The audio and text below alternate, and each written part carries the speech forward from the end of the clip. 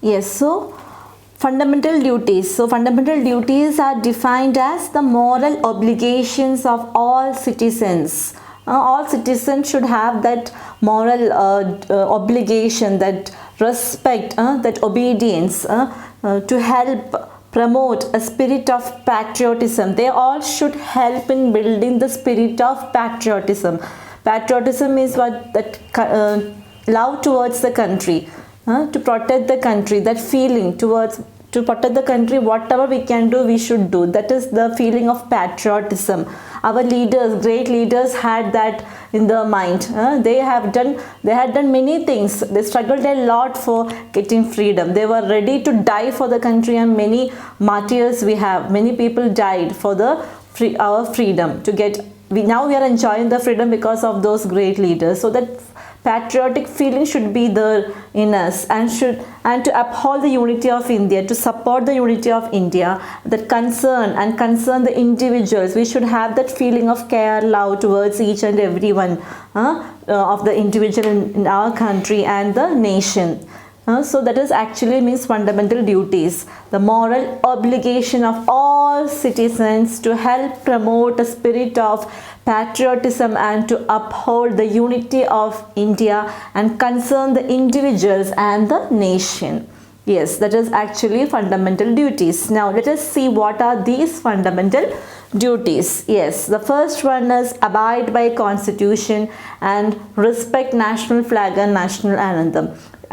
Yes, we have to accept by the constitution, and we have to respect our national flag, national anthem. So these are we should feel so proud about about seeing our national flag, our national emblem, national anthem, all these national symbols that we have. We should feel proud about that.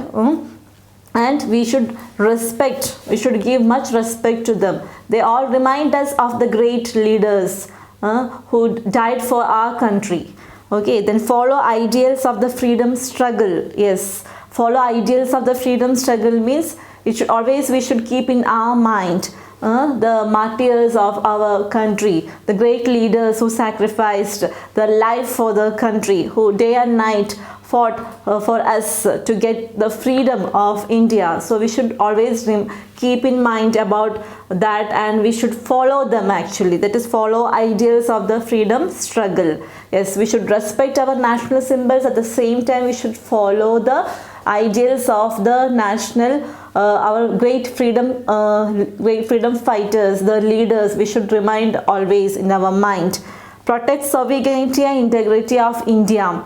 It's a main fundamental duty of every citizen to protect the power of India, the respect of India, we should support it, the sovereignty and integrity of India. We should not go against it. Defend the country and render national services when called upon. It is not only the duty of the armed forces, the military people, to defend the country if enemy attacks, not only them. If we get a chance, we should also render the service. We should also give that service to our country whenever we get a chance to serve our nation. Then spirit of common brotherhood, that fraternity that is there in our preamble, constitution, isn't it? Feeling of brotherhood, feeling of that unity we should maintain always. Spirit of common brotherhood, that is fraternity. Already we have learned in the preamble constitution of India, isn't it? That feeling of brotherhood, that unity should be there among each and every citizen of India. We should maintain peace always among each and everyone. There should not be any separation on the basis of religion, caste, community, anything like that. Okay. Preserve composite culture. Yes, India is a land of rich heritage, culture, languages, festivals, monuments, tombs, etc. So it's our duty to protect this culture, this heritage, and we have to pass this knowledge to our future generations. So we should not do any harm to this cultural heritage, to this monuments. We should protect them from spoiling. Then preserve natural environment. Natural environment is our water, rivers, then wildlife. Everything is our natural environment, and the environment which we, the surroundings which we live. We should not do any harm to this, harm to the environment. Instead, we protect it. We should do our best to protect all this from to make it, instead of making it dirty, we should clean. We should try to make it clean. The water, rivers, wildlife, everything. This is our natural environment. It is. We should not create more pollution. We should not damage it. Then develop scientific timber. Nowadays we know easily the fake news is spreading from within 1 second, and people are believing it blindly. Instead of believing it blindly, one should develop this quality of scientific timber. Think properly before you believe. Yes, that you should think and act in such a way that in such a way that you should not believe each and everything in when others tell you, when others spread this kind of news. Instead, you react to that by developing this quality. Then safeguard public property. Yes, our public property, we should not spoil them. We should not do any harm to it. We should protect this public property of us. Think this property belongs to each and everyone here. So we have to protect, safeguard, keep it safe, all the public properties. It is duty of each and every citizen to protect it. Just look at Mahatma Gandhi, how he led this freedom struggle in a very peaceful way, without fighting, without that violence and attack. How he led this his people in a peaceful way. That peace always you should maintain. Then strive for excellence. Yes, we should do everything in such a way that we should aim for a good thing always. Extremely good we should do for our nation, especially for our nation. We should work hard for its betterment. We should always work for the welfare of the people and the society. We should do good things for others. Strive for excellence, for extremely good. Duty of all parents, guardians to send their children in the age group of 6 to 14 years to school. It's the duty of every citizen, every guardians, every parents to send the children to school to learn. Age group of 6 to 14, these children should go to school. They must go to school and learn. No child is allowed to do any work at this age. So it's the duty of the parents to send them to school. Yes, so these are our fundamental duties. Every citizen should follow these fundamental duties of our country, isn't it? We should work hard for our nation. We should try to build up a good, best service to our country. We should have the feeling of patriotism, the concern to all individuals, all the people in our country. So these are the fundamental duties that we should follow. Abide by the constitution and respect our national flag and national anthem. We should respect all our national symbols. We should feel proud about these symbols. Follow the ideals of the freedom struggle. We should always keep in our mind the leaders, the great leaders, the freedom fighters who fought for our country to get the independence. We should follow them. Protect sovereignty and integrity of India. And we should always work for this. We should not do anything against our country. Defend the country and render national services when called upon. It is not only the duties of the armed forces, military forces to protect the country. Whenever we get a chance, we should be ready to serve the nation. We all should hold our arms for the unity of our country, to protect our country. Spirit of common brotherhood, that unity should be there in each and every citizen in our country. We should not do any fighting on the basis of religion, caste, color, low caste, high caste, like that. All should be treated equally. Preserve composite culture. As we know, India is a land of rich culture and heritage. We have many tourist places, monuments, tombs, etc. We should always protect these monuments of India, tombs of India, this culture, our culture. We should keep it safe. We should have to pass this knowledge to our future generations. Preserve natural environment. the environment surroundings which we live, our wildlife, our water, rivers, everything, we should keep it safe. We should not allow this natural environment to get dirty. It's our duty to protect it. Develop scientific tempers, the best quality as a human. We should develop this quality. Instead of believing everything, all these fake things in this world, instead of believing that, you should think before. We should act in a good way. Safeguard public property. It's our duty to protect the public property. Each and every citizen of India, we should protect our public property. We should not do any harm. We should not spoil them. Yes, strive for excellence. We should work hard for the good things, for the welfare of the people of the society. And the duty of all the parents to send the children of age 6 to 14 to school. These are the fundamental duties. Yes, next, directive principles of state policy. Yes, children, so directive principles of state policy. Our constitution makers lay down certain guidelines in the constitution. Our constitution makers who have made the constitution, our leaders framed the constitution. So they lay down certain rules or guidelines in the constitution to be followed by the government while administering the state, while they are governing the state, ruling the state. Some guidelines are there as given by the constitution makers, the leaders of constitution to the government. These guidelines are contained in section 4 of the constitution. So these guidelines, these rules, these principles, these are there in section 4 of the constitution, and it is known as, they are known as the directive principles of state policy.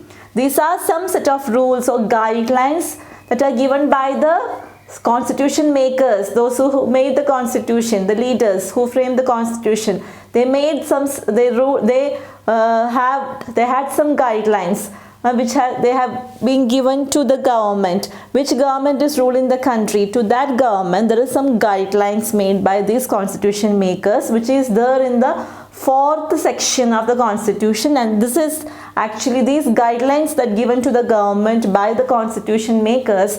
It is actually the directive principles of state policy. Which are these directive principles? Let us see. The first one, the state shall provide adequate means of livelihood both to men and women. So men and women, there should not be any separation.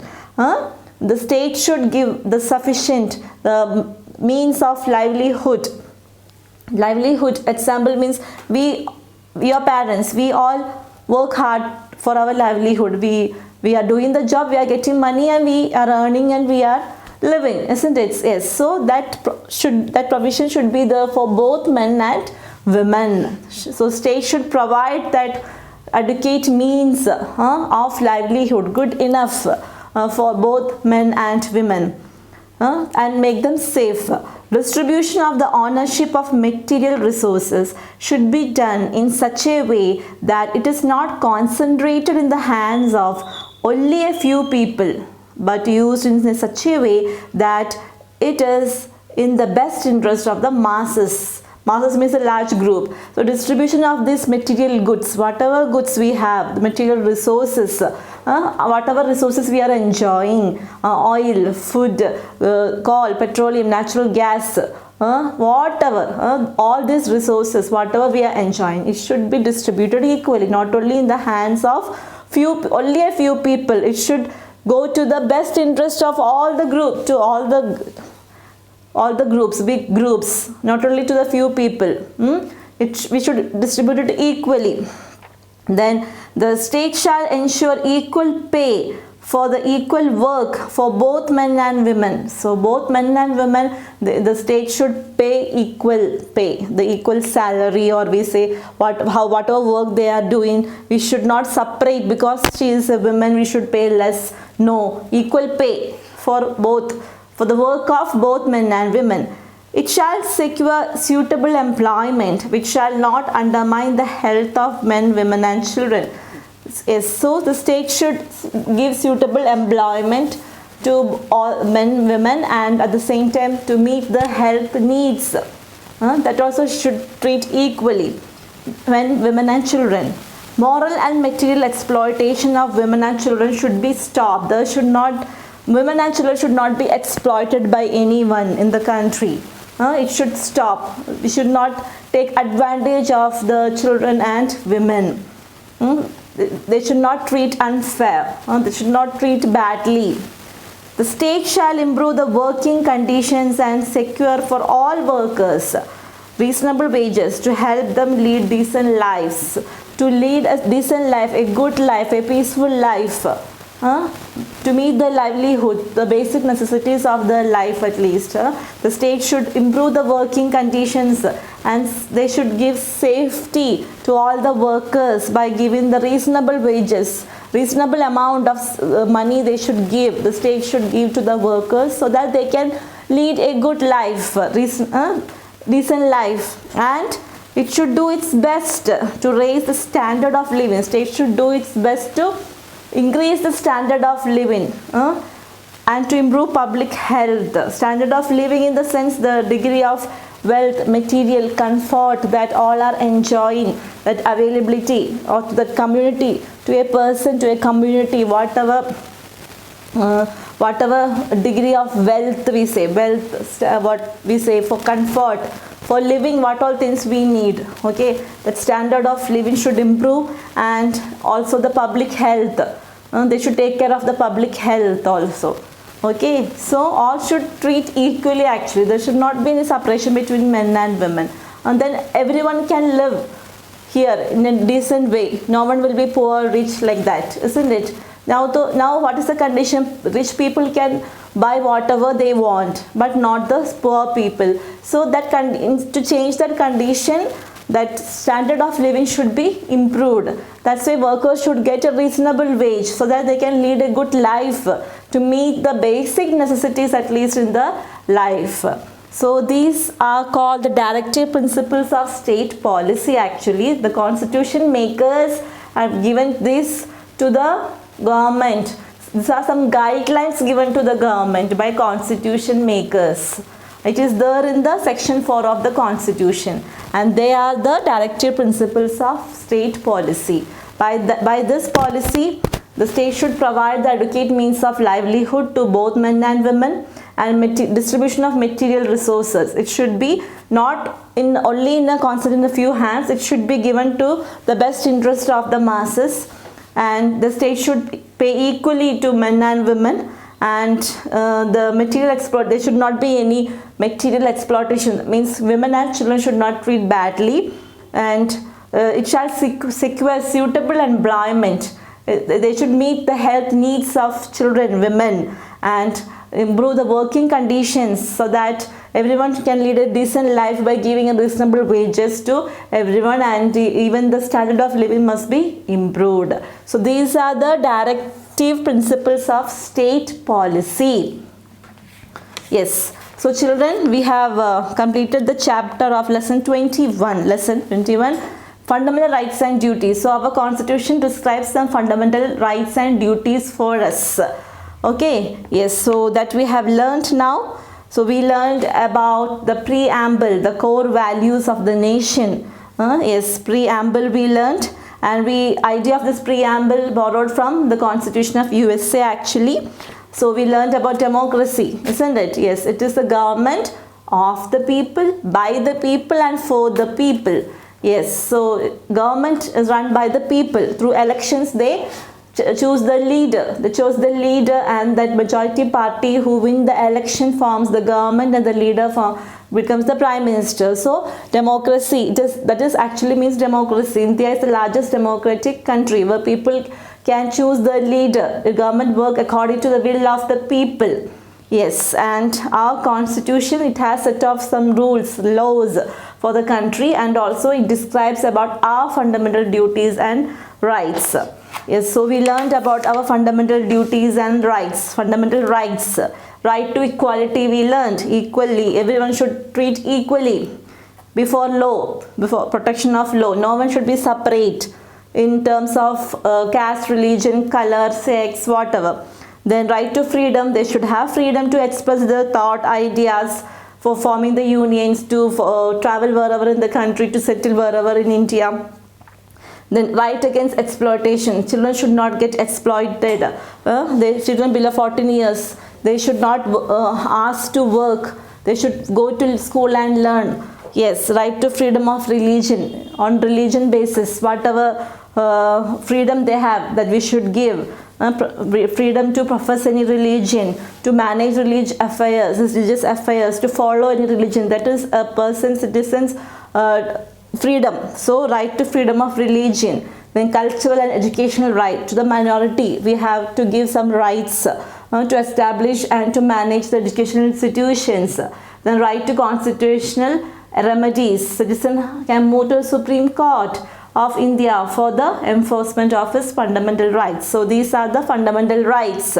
Actually these rights are the soul of the constitution, we say. Yes. Then we learned about fundamental duties. A citizen should have these duties and responsibilities for the country. He should always perform his duties well for the betterment of the nation. He should have that patriotic feeling in his mind. He should know how to discharge his duties, how to exercise his duties in such a way that he should not harm others in the country. Yes, so fundamental duties that we learned, isn't it? Should respect national flag, our national symbols. Then that we should always remember our leaders, great leaders, protect the sovereignty, integrity of India.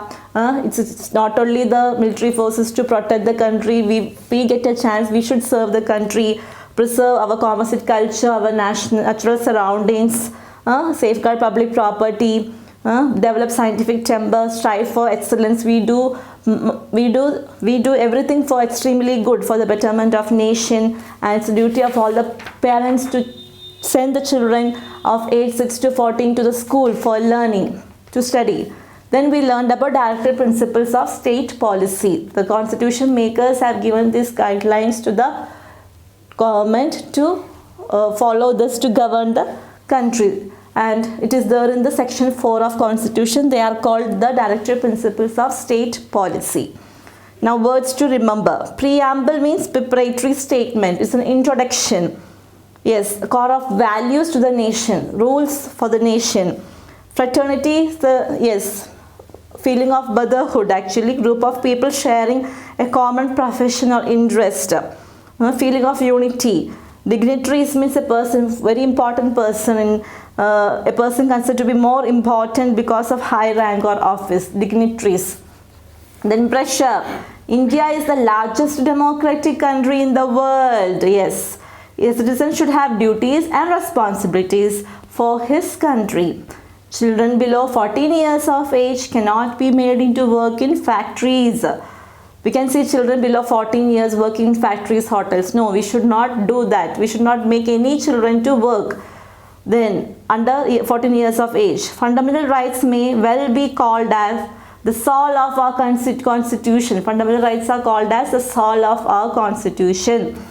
Justice, social, economic and political, they are all fundamental rights. We should have fundamental rights of justice, social and economic and political areas. Yes, justice. These are the fundamental rights. Then life skills. As per the written constitution of India, India is a secular country and we as citizens of India must abide by it. So India is a secular country. We are citizens of India. We should accept all this what is written in the constitution of India. It's our duty to perform the duties and responsibilities. Even the old age philosophy of oneness of religion has been mentioned in Hindu scriptures known as Upanishads. In Upanishads, it's one of the Hindu scripture, it has been mentioned about the oneness of religion, means all are equal. Yes. The Upanishads preach Sarva Dharma Sambhava. Sarva Dharma Sambhava, that Upanishad, it actually preaches, teaches, which means respect for all belief system. We should give respect to all the belief, all those, or to all the religion. We should give respect and take respect. And that's why India is called a secular country. We should give respect to all the religions. We respect for all the belief system. That is what is meant by Sarva Dharma Sambhava. Yes. So we have completed the lesson, children. So please go through the lesson, read the lesson as many times as possible. Okay.